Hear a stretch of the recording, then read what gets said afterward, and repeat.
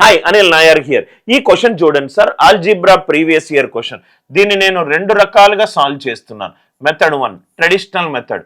Area of a square అన్నాడు. Area of a square is side whole square. Side whole square ఇదేమో right a square plus 2ab plus b ఫామ్లో ఉంది. అంటే దీన్ని expand చేస్తే ఇది 4x ప్లస్ 5 హోల్ స్క్వేర్ ఫామ్లో ఉంది.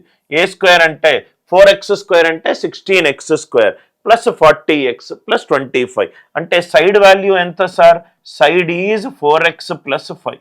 సైడ్ 4x ప్లస్ 5 అయినప్పుడు పెరిమీటర్ ఎంత perimeter is 4 into side, 4 into side, 4 into 4x 16x plus right 4 5s are 20.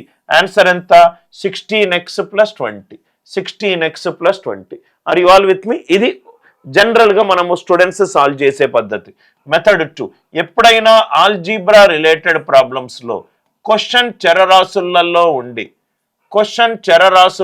ఉండి ఆన్సర్ కూడా చరరాశులలో ఉందనుకోండి. క్వశ్చన్ చరరాశుల్లో ఉండి ఆన్సర్ కూడా చరరాశులలో ఉంటే సబ్స్టిట్యూషన్ మెథడ్ అనేది బెస్ట్ మెథడ్. సబ్స్టిట్యూషన్ మెథడ్ అనేది బెస్ట్ మెథడ్. ఇప్పుడు x 0 అనుకున్నాను అనుకోండి, ఏరియా ఎంత అయింది? ఇది 0, ఇది 0, ఇది 25. అంటే సైడ్ స్క్వేర్ ఈజ్ 25. అంటే సైడ్ వాల్యూ ఎంత? 5. సైడ్ 5 అయింది అనుకోండి, స్క్వేర్లో పెరిమీటర్ ఎంత అవుతుంది? 4 ఇంటూ సైడ్, 4 5ల 20.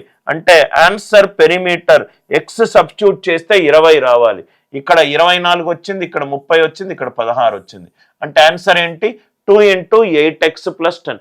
క్వశ్చన్లో చరరాశులు, ఆన్సర్లో చరరాశులు ఉన్నప్పుడు substitution method is the best method. Concept కనుక నచ్చినట్టు అయితే వీడియోని లైక్ చేయండి, షేర్ చేయండి, ఛానల్ని సబ్స్క్రైబ్ చేసుకోండి.